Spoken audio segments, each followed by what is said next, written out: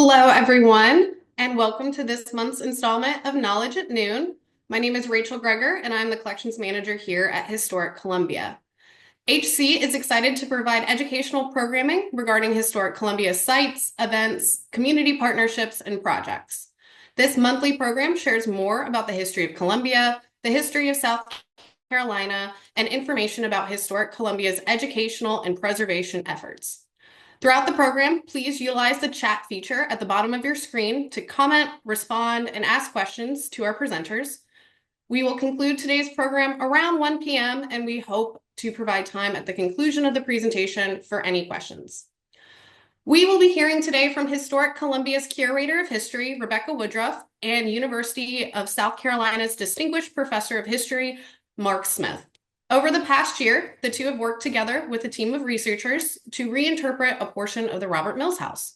Opening today, this new exhibit entitled Heat and Hardship, The Hidden Labor of Enslaved Cooks will rely on audio and tactile interactives to better understand what it was like to work in an 1820s warming kitchen. Before discussing aspects of their collaborative work, which brought this exhibit to life, Becca will discuss the background of this project, and Dr. Smith will speak on his expertise relating to the history of physical senses. And with that, I will turn it over to Becca.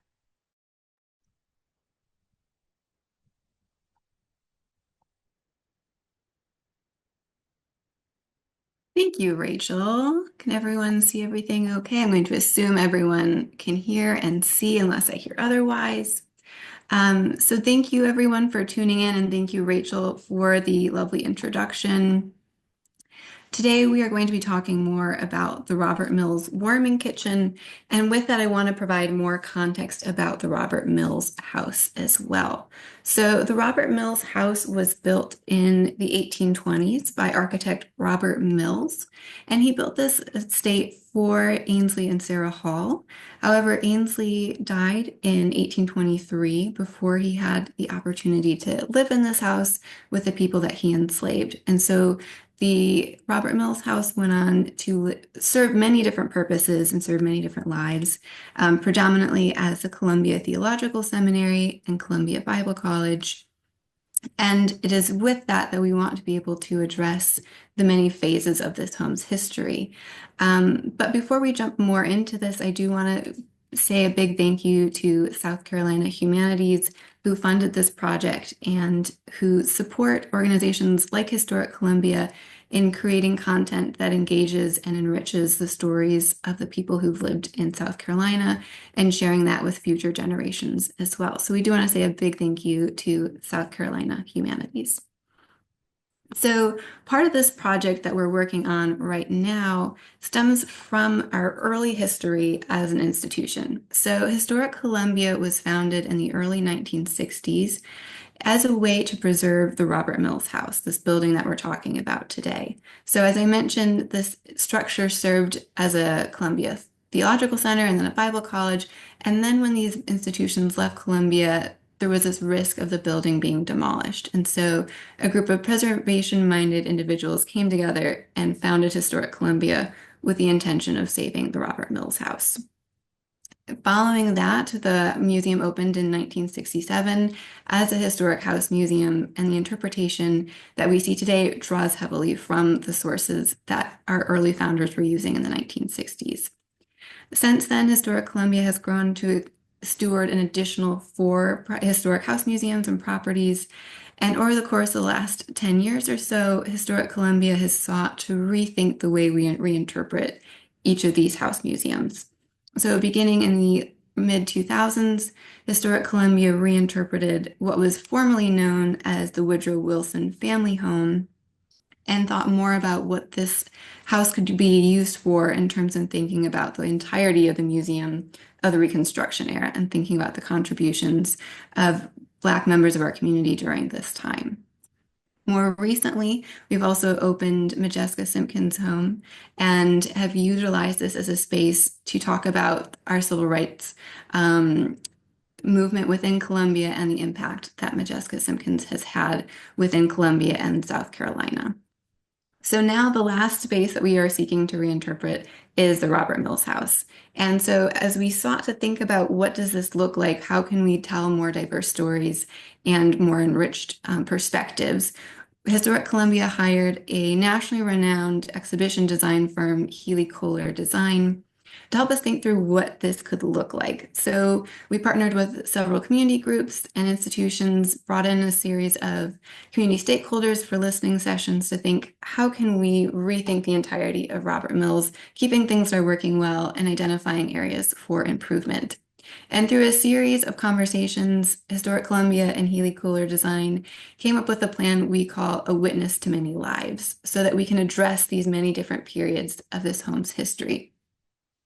And the focus with this is to think about how we can make these spaces more interactive and also how we can create a through line with various different senses and how we can address these narratives through the power of storytelling. So in each of these spaces, we also are seeking to include different perspectives from people who were associated with Robert Mills House over the years. So thinking about this, we wondered what would it look like if we just tested out one room to see what this would entail. So we started with the warming kitchen, and we referred to it fondly as our test case or the test kitchen. So you can see here just a brief preview, and then we'll jump into the senses in a little bit. But you can see here, the space was initially your traditional museum exhibition space. So you can walk in a little ways, and then you're stopped by these barriers so that you're only looking at this space. And so we're seeking to expand that and make this interactive in a space that people can engage with more thoroughly. Down in the bottom left-hand corner, you can see a photo of this space as we were thinking through this design concept, moving some of the furniture around, using placeholders to figure out how much space things would take up, what would it look like to interact with this space. And then finally, on the right side, we see a picture of the museum as it is space as it is reinterpreted today with more interactives, and then creating a barrier system where we can still see some museum objects on display, but in a way that creates an immersive experience and allows us to think more about the senses and different perspectives in a more layered approach. So this provides us a little bit of a jumping off point. But as I said, before we really get into each of the senses that we sought to utilize in this space, I do want to hand it over to Dr. Mark Smith to provide a little context of what we can learn from the senses and how we can tell richer stories with the senses when we think about history, particularly the antebellum South.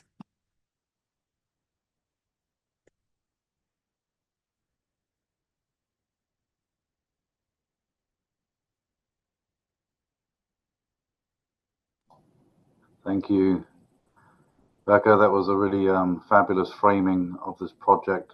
And before I get into the senses in the antebellum era, I want to compliment Historic Columbia on doing something that lots of places want to do, but haven't really pulled off with any great aplomb. And this is a very good example of the marriage between preservation, historic homes, and academic disciplines. And the academic discipline that I'm speaking of here is known as sensory history.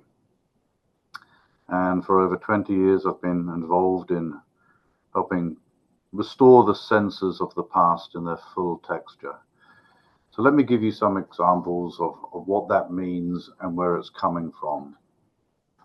So if you think of the phrase seeing is believing, that's really a phrase that is not true throughout human history. It is true largely since the Enlightenment.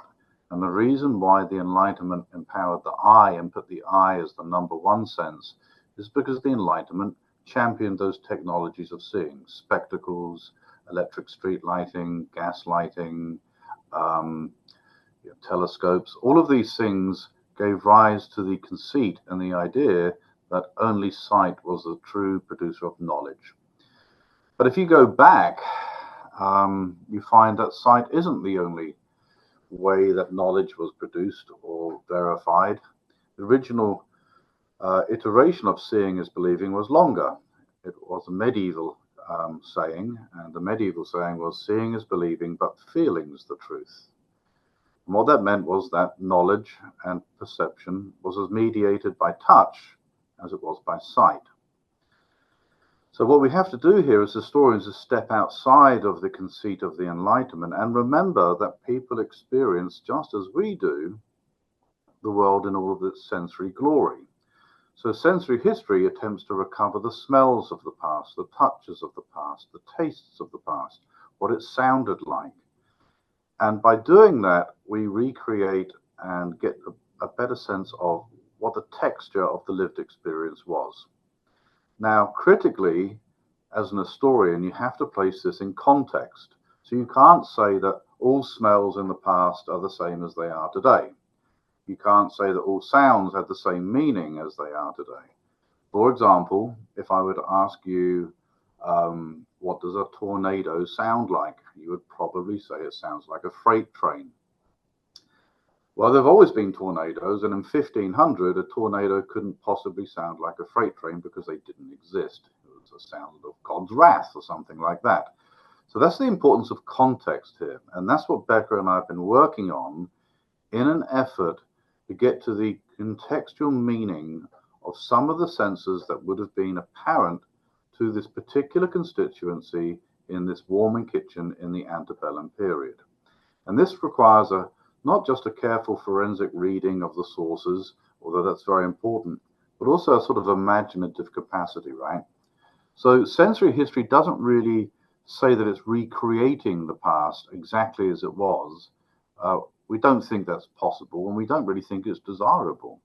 What sensory history does in this particular context is invite people to imagine how those people experienced the place in which they worked. So I've done a lot of work on the sounds of antebellum America and the antebellum South, and the history of race and the senses, the history of smell. And so basically my role in this was to talk to somebody much smarter than me, which is Becca, and to say, here's what I think, and what are you going to do with it? And we had many conversations, sort of going around refining what could be done. But all of this tags in very tightly and indexes very nicely to what is a burgeoning field in the writing of American history, and that is the history of the senses, or sensory history. So this is quite cutting edge because we're applying a very new field, or is often considered a new field, to historic preservation. And we'll be talking more about the particulars of each sense in just a moment, but that's your overview. That's where it's coming from. And you'll find lots and lots of books on the sensory history of not just antebellum America, but for pretty much every country, for every period of time. It's a burgeoning field.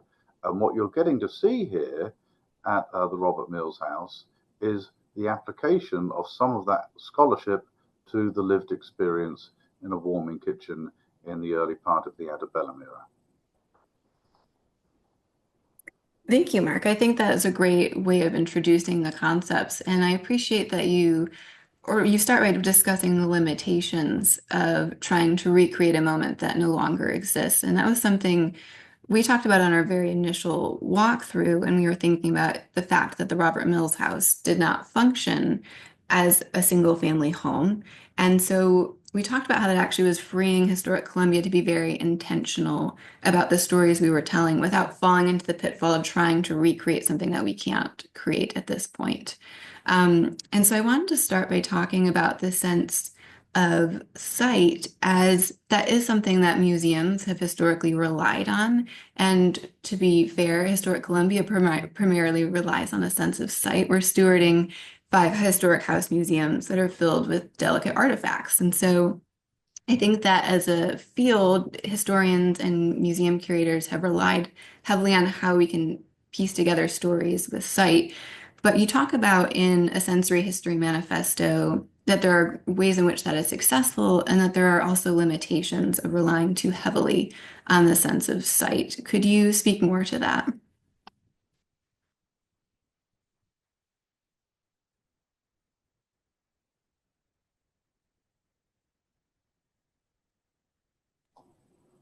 Yeah, so let me be clear about this, because this is something that often comes up when historians who aren't sensory historians talk about sensory history, they say, well, you're just going to throw the baby out with the bathwater here because we need to see and we need to take sight seriously. And I agree, we do need to take sight very seriously because it's one of the senses, right?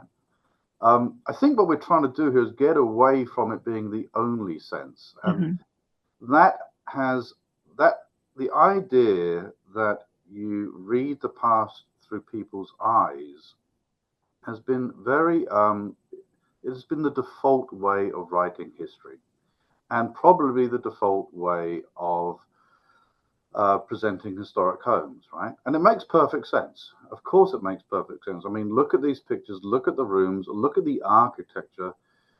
These things were designed to be seen, so we have to see them, and we need to take what we see seriously. If you just look at the architecture of the house itself, I mean, its visual lines carry important messages.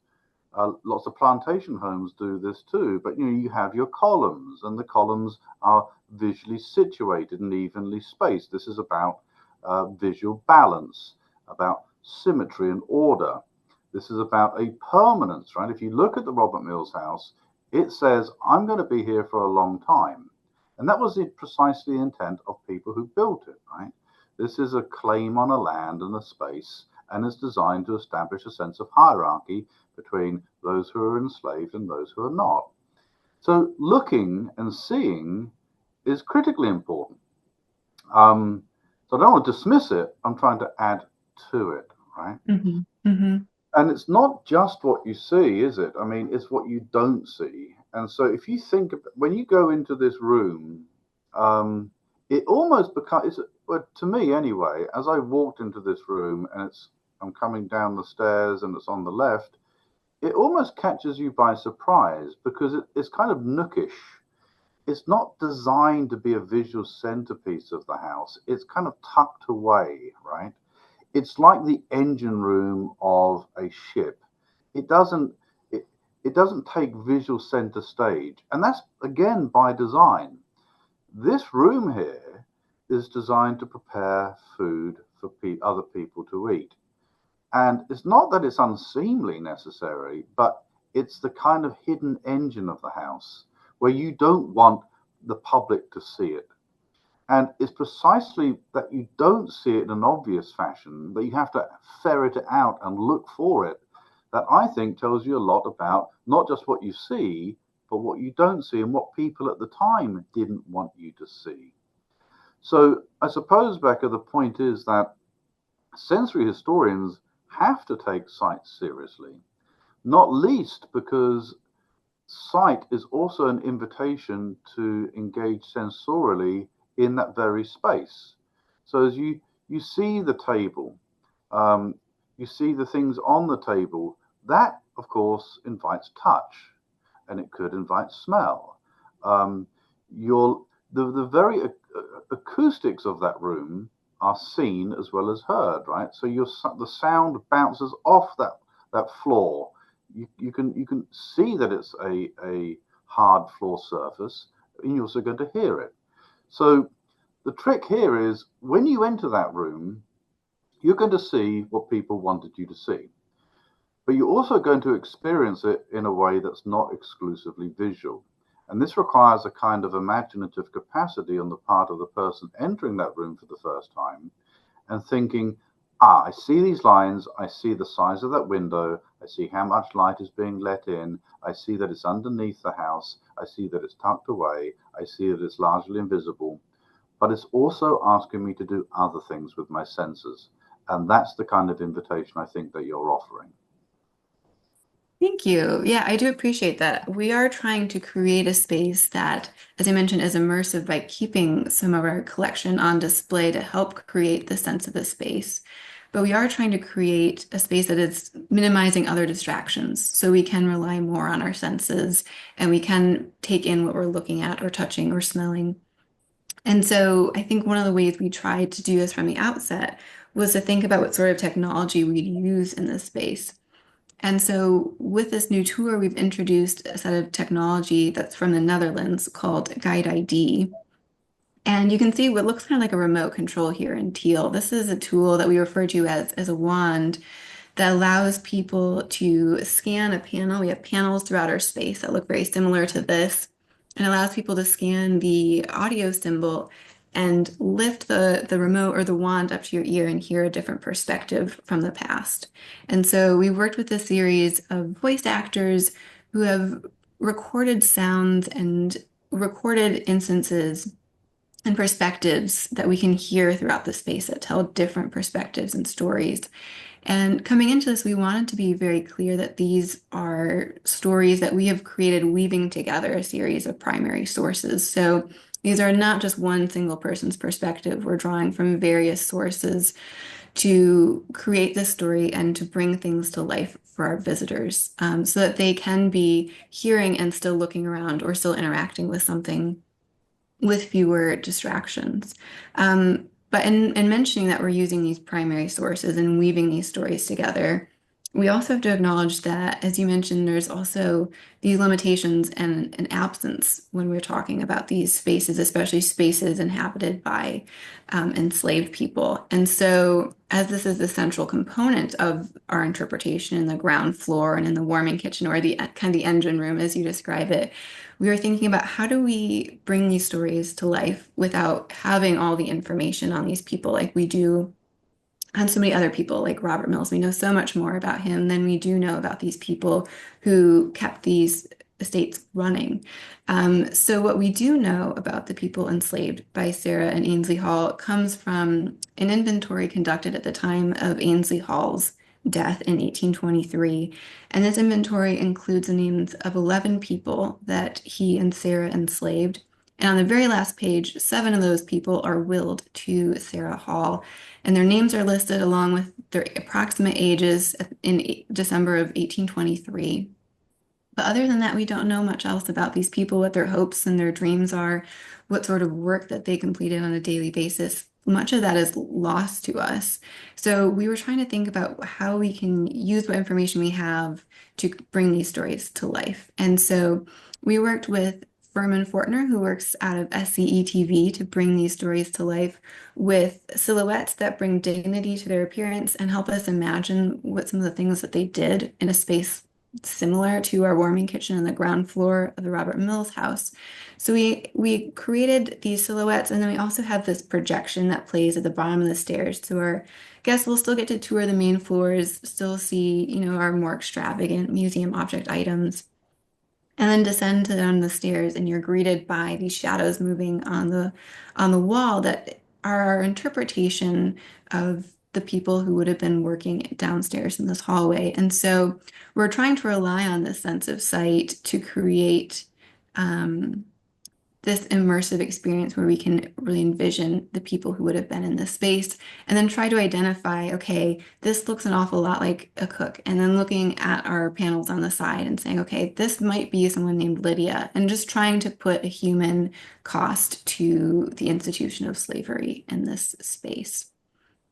Now it's interesting to note that we don't use any sound to accompany this video because we have, to be honest, we have a very loud HVAC system in our hallway, which I think becomes very apparent when you take this tour. So we were trying to make sure where we used sound, we were using it very intentionally.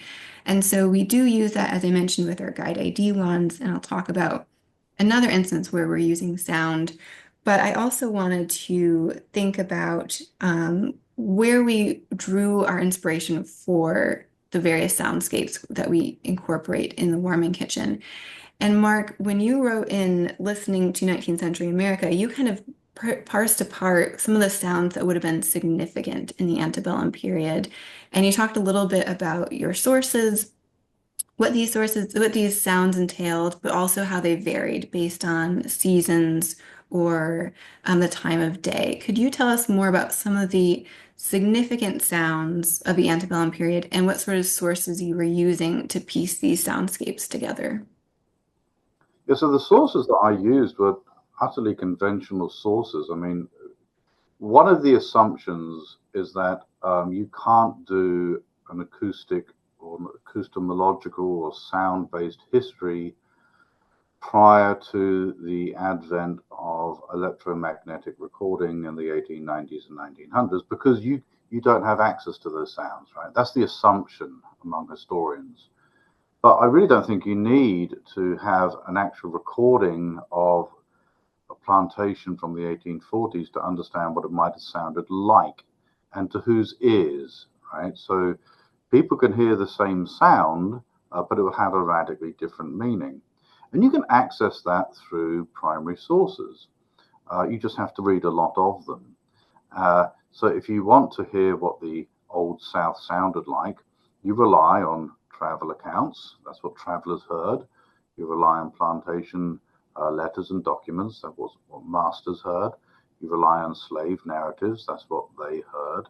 And you can start to piece together what is considered to be a soundscape. It's constituted, just like our soundscapes, by multiple sounds.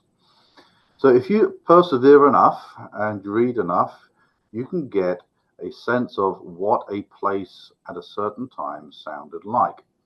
So in listening to 19th century America, I tried to listen to the soundscape of the antebellum South, both rural and urban, and the soundscape of the antebellum North, rural and urban, and then ask the question, this is the lead up to the Civil War, what was the West going to sound like?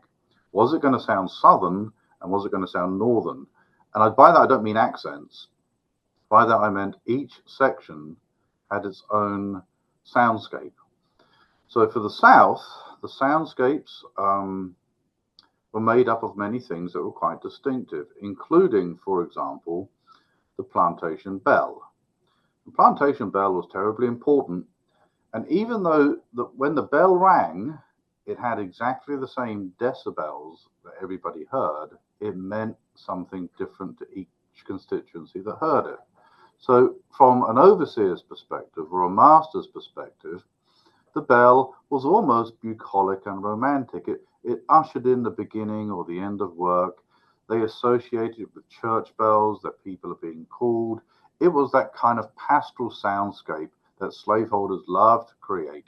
It was a kind of conceit that reaffirmed the idea that this is a paternalist South, that this is a South that is largely rural and pastoral and preferable to the noisy North, right? Where you've got factories that are polluting the sky and all sorts of things that you don't want to hear. But if you're an enslaved person on that same plantation and you hear that same bell, it doesn't have any of those romantic connotations. It's the call to work. It's the call to labor. It's the call to the beginning of a really long, hard day. And then the end of the day is marked by a bell, which is often connected to a clock in some fashion. That's the relief at the end of the day. So you're hearing exactly the same thing, but how you interpret it is very much contingent on who you are and what echelon of society you belong in. So there are lots of other sounds too that go to make up the slave South that you wouldn't hear in the North. You wouldn't hear the sound of corporal punishment as much in the North, but you hear the sound of corporal punishment in the South and plantations. You don't hear the sounds of chains in the North, but you do hear the sounds of enslaved labor being chained in the South. And importantly, it's also what you don't hear, right? So silence and quietude are actually quite important for the curating of the Southern soundscape on the part of planters. They like it quiet. They see this as a kind of bucolic environment that's supposed to embrace pastoral quietude. And that means you have to regulate the noises and voices of the people around you. And that includes enslaved people. So enslaved people were required to be quiet at certain times. They were allowed to be loud at certain times. But it's the ownership of the sound that really mattered to planters. And the difference between sound and noise is that noise is out of time. That is to say, it's happening at a time that it shouldn't be happening. So the idea that slaves could be noisy was very real in planters' minds, and they tried to keep them quiet or make sound when they wanted them to make sound. So again, it's constituency based, it's temporally based. There is a distinctive Southern soundscape. It doesn't have the sound of industrialization. It doesn't have the sound of a radical expansion of democracy. It doesn't have the sound of capitalism. It does have some industrial sounds, but the key feature of the South is it sounds like slavery is supposed to sound like. Whether it's urban or rural, it's a slave-based society that is attached to a particular desire to sound a certain way on the part of the planter class. Now, it doesn't mean to say that they always got their way, and we can talk about some of the ways that the enslaved resisted to that if you'd like, but nonetheless, what we've been doing here, Becca, is essentially the same thing. We've been going through documents to get the context of what people heard, and then engaging in a kind of an imaginative exercise because you face problems that I don't. Your HVAC system, for example, is an issue. But I think what you've done here is actually really clever because you made a virtue out of a problem. And rather than fill the space with sound, you've invited people to consider what people would have heard at the time, rather than spoon feeding it to them, right? Mm-hmm. I really like the silhouette aspect of this too, because there is a part of slave labor that is intentionally invisible on the part of the master. And slaves, of course, their determination was to make their labor visible.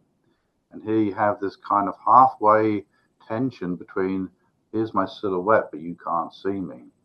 And so then you invite people to say, hey, this labor is visible. What do you think this person is doing? Absolutely, absolutely. And I appreciate that you talk about this contradiction we have between, absence and what we can see or what we can hear, and thinking about the soundscape. When we did our initial walkthrough consultation, one of our other consultants early on, Nicole Maskiel, talked about a project she worked on with the historic Hudson Valley, called People, Not Property, and making space for the absence of sounds that we know by creating soundscapes. So one of our ways of dealing with this was to actually create one of our audio stops where we don't have a narrator. And so it is just the sounds that you address in your book that are sounds like the bell ringing or the sound of a cart pulling up to the window or wood chopping in the distance, the fire sizzling in the kitchen, the cook chopping vegetables, trying to just create the space where people can envision what this labor looked like while acknowledging an absence of loss of this knowledge because so few of these stories exist and for us to draw on today. So here we see our intro panel in the hallway, and then you can see next to it a doorway that leads to a storeroom that we invite guests to look into, because so much of what's happening on our ground floor basement is tied to the warming kitchen. There's so much of this labor that is going into the same spaces in the ground floor. And then before entering the warming kitchen, this is where you can see this panel here on the left, where we invite guests just to hear the soundscape before entering the kitchen and hearing from narrators and other perspectives. Once we enter the warming kitchen, we do also have activities that rely on hearing as well. And I say this, a lot of when we incorporate our senses, we also have to acknowledge that some of our visitors don't always have the same ability to use the same senses that we do. So one of the things we did to try and accommodate different guests, we also created audio guides that allow people to read any information that we have that's spoken or to narrate whatever sounds that we're hearing. So we do have these available for guests throughout the space as well, trying to accommodate where we can. But one example where we do also use hearing in an interactive capacity is we have what we call the center table. And when you first walk in, there's this large table that guests can sit at and interact with. And we wanted to talk about the labor behind the senses as well, and thinking about the fact that so few enslaved people were allowed to read or write in the American South, and specifically in South Carolina in the 19th century. And so we were thinking about what is the toll of not being able to read or write if you're responsible for remembering dozens of recipes and being held very high accountable to make a very high standard of recipes. And so You can see on this screen one of our interactives we refer to as our verbal recipe, where you click on a button and you hear either the enslaved cook or Sarah Hall read the recipes for a meal that we prepared later that day. And then we tasks our visitors with finding the little blocks and lining them up in order to figure out if we can just by memory remember all the ingredients that were just spoken to us and then line them up in order.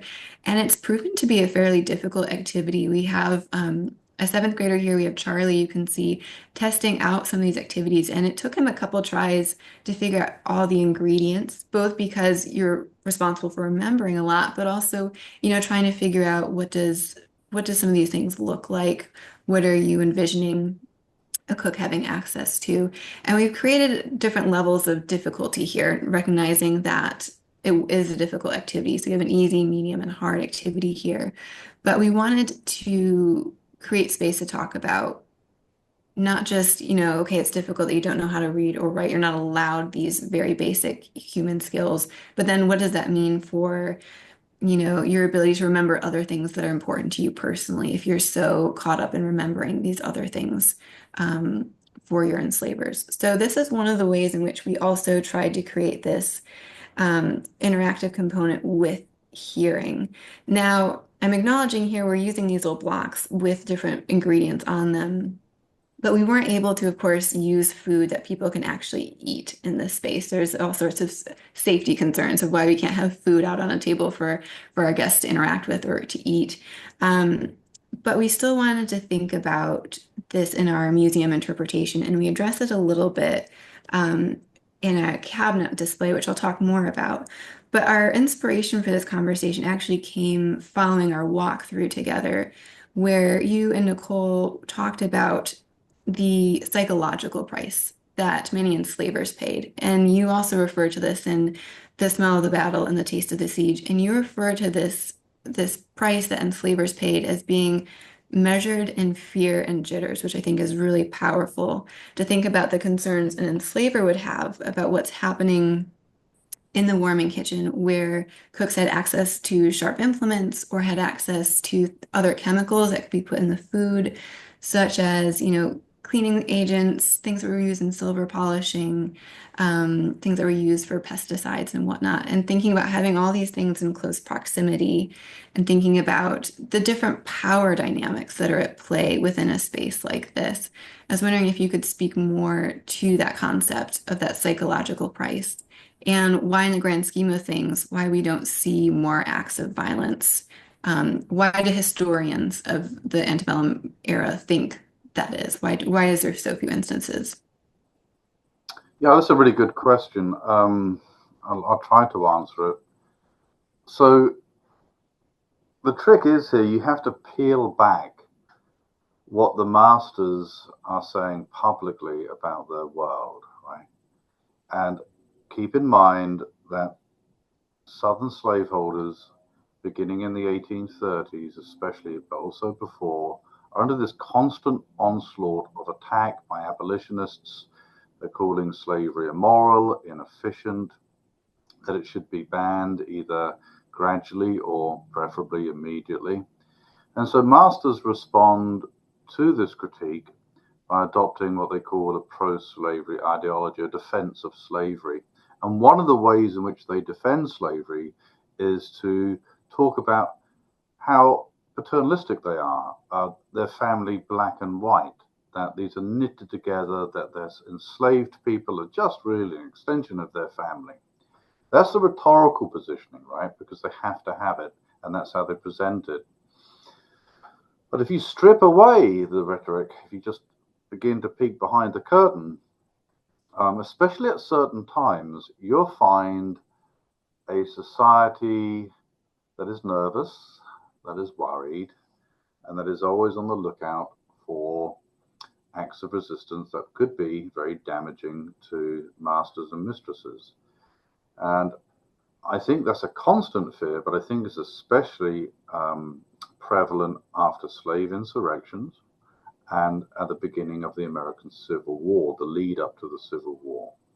And you will see in private diaries written by masters and mistresses confessions of fear.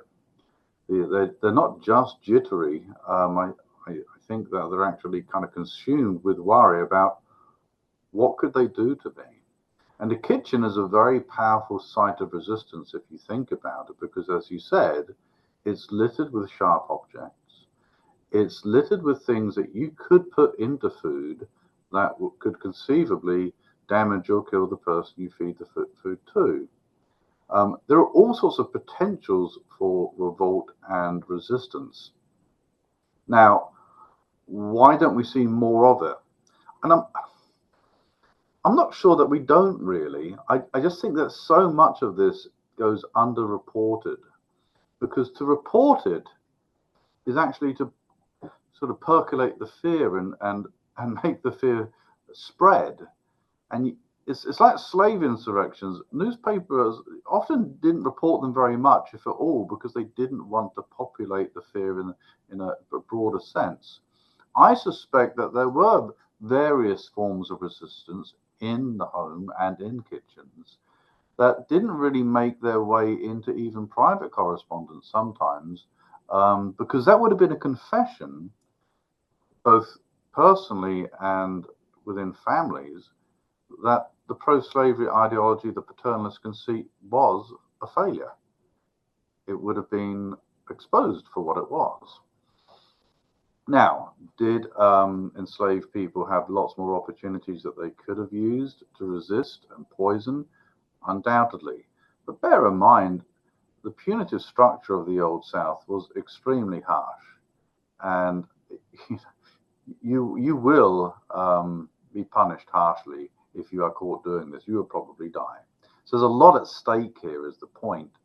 I think that the forms of resistance that you're going to find, especially with taste in this warming kitchen, are probably going to be a little bit more subtle than that. They're probably going to be cooks and chefs who are supplementing their own diet from materials in the kitchen. That they're expanding their own palates, their own experience with food, that they're experimenting with food in a way that the masters didn't allow them to or didn't want them to. And so it's probably more subtle, more important to the preservation of human dignity on a day-to-day basis rather than a full-scale revolt or a dedicated attempt to murder somebody through poisoning. Mm. Absolutely. I think it's interesting. We have we have a few dozen letters from Sarah Hall where she talks about the institution of slavery, but never really addresses any concerns that she has about the people that she is enslaving. But in contrast, we have journal entries from her half-sister, Keziah Brevard, who had no intention of having her diary or her journal published, but later in her journal confesses that she did have a fear of having her coffee poisoned. And actually notes, my coffee this morning tasted badly. I don't think I was poisoned, but if I die tonight, it was the coffee. To make that note very privately, but in a way that other people could find it and suspect something if something were to go awry, I think was a power dynamic I had not really thought about within a space like this. But I think you also bring a really interesting point of that being something that's kept quiet so as not to publicly acknowledge that there is this consciousness and knowing that you're doing something that's very inhumane and that's wrong. So I think there are a lot of layers to that power dynamic in the kitchen. And very similarly, in one of your other publications, How Race Was Made, you also talk about how the institution of slavery and the concept of the senses were utilized in a way that essentially racialized what was in essence a class distinction. And you talk about the ways in which enslavers presumed that there was this difference in sensory experience of feeling heat differently or feeling pain differently. And you talk about that, but then you also reference the fact that many enslaved men and women were also able to manipulate the senses for their own empowerment. Could you talk to us a little bit about some examples in which enslaved men or women were able to utilize a sense of smell to either mask something or to do something that was empowering themselves in this space as well? Yeah, so let me step back just a second to explain what I'm about to say does make sense, but if I don't frame it properly, probably won't. So my work on the census and race in the South from sort of 1780 to 1950, there's a long arc, basically makes the point that the census, all of the census, but especially the non-visual census, were critically important to slaveholders and especially segregationists in trying to fix and identify race, okay? Because the whole institution of slavery was built on the assumption that you could see somebody's race, right?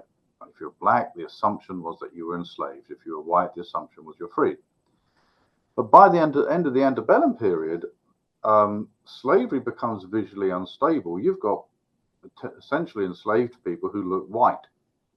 And too many of these people in the society really undermine the claim of inferiority, right? Because enslavement is based on the idea that one race is superior to another.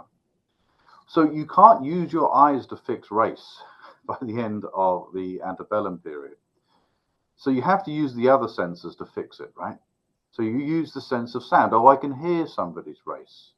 Or, oh, I can tell their skin, even though it doesn't look black, is in fact the skin of an enslaved person because it's thicker and it's more susceptible to punishment and it can do more work. And they can hold the hot pots in a way that we can't. I mean, there was this crazy argument that there was an extra layer of skin. I mean, these are very common conceits in the antebellum period. And one of those conceits was that black people had a distinctive odor. And we know this is not true. We know that this is, a pseudo-scientific piece of nonsense. But slaveholders have to use it because what they're trying to do is fix race. So, if a person who's in a position of power says, you smell, then the person who's in a position of no power, what do? No, I don't. I mean, there's no argument against that, right? Except you can expose the conceit for what it is. And the reason why I talk about it as a class distinction is because fundamentally what you have here are working people, and working people do more physical labor. And so there was no racialized component to smell, but there was a class component to smell because these folks don't have access to as much running water, soap, cleanliness, this kind of thing, because they're workers and they're enslaved. But this is the condition of the working class throughout the 19th century, throughout the world. You will find the same arguments used in 19th century France as you find in the antebellum South. So what, simply put, is that enslaved people argue back and say, look, if you worked in the field, if you worked in the kitchen and you didn't have access to a bath and soap, you too would smell the same as me. Therefore, they're deracializing the argument and making it a class one. One of the things about smell as a form of resistance is that not only are they enslaved people dismantling the stereotypes, but they're also very careful about especially on large plantations, what they're eating and how they're cooking it.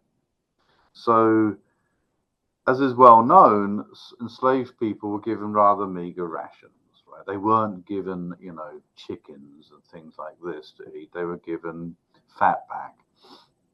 That doesn't mean to say that they didn't get hold of chickens. They did. They reared them themselves, sometimes clandestinely.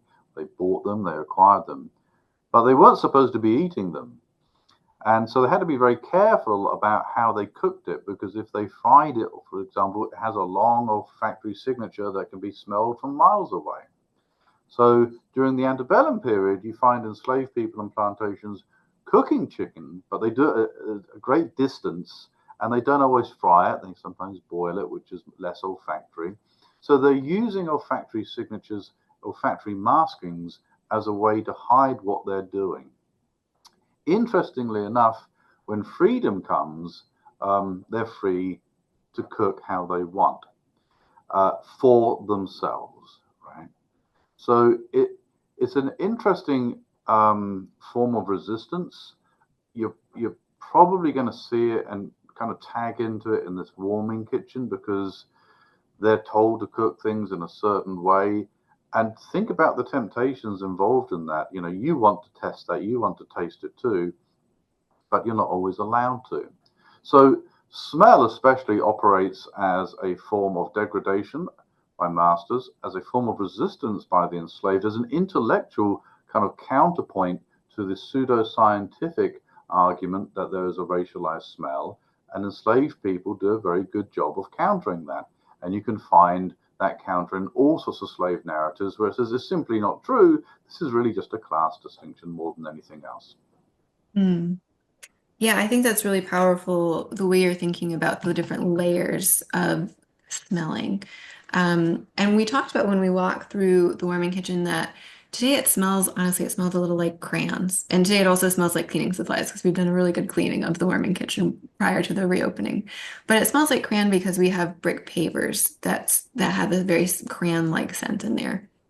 When we think about it, these are very similar brick pavers to what would have been there in 1823. So we anticipate that that smell would have existed even at the time, but it would have been in conjunction with the smell of sweat and smoke and meat. And so we recognize that the warming kitchen would have had a lot of smells, very strong smells in that space.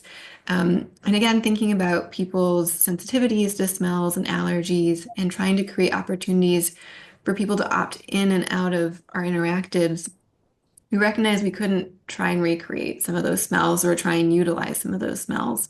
So when we were thinking about the sense of smell in this space, we turned to a series of spices and seeds that were utilized in the 1820s that were imported from various other countries and entities. And we wanted to think about the layers that went even to the harvesting of these seeds or these herbs and thinking about the enslaved labor that happened across the world or the way in which many of these seeds and herbs were transported along the same routes as people who were enslaved and placed in chains and thinking about these same people maybe coming from Africa with some of these herbs or spices, and then utilizing these same herbs and spices in a warming kitchen like this one.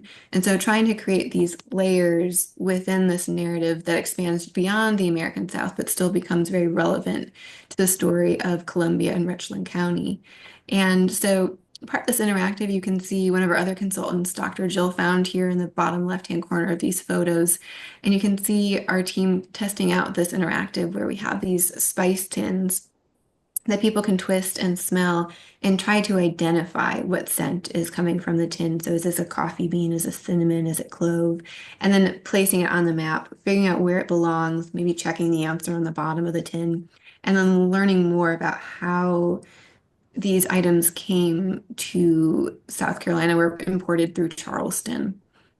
And part of this ties into some of our narratives as well when we think about the cost of many of these herbs and spices. So we talk a little bit in Sarah Hall's perspective of being fearful both of, potential poisonings, but also just acknowledging that many of the ingredients that an enslaved cook is working with are very expensive. So in our perspective with Sarah Hall, she references the fact that a pound of, I believe it's cloves, cost $2.40, and that was more than a pair of new shoes at the time. So we're also trying to think through kind of some economics, some food ways while using this sense of smell. And then similarly with touch, we talk about touch as well being something that we're utilizing throughout the warming kitchen. Most things are often hands-on now that we're rethinking. So we've talked about how it is both multisensory, but also intersensory because we're using multiple senses.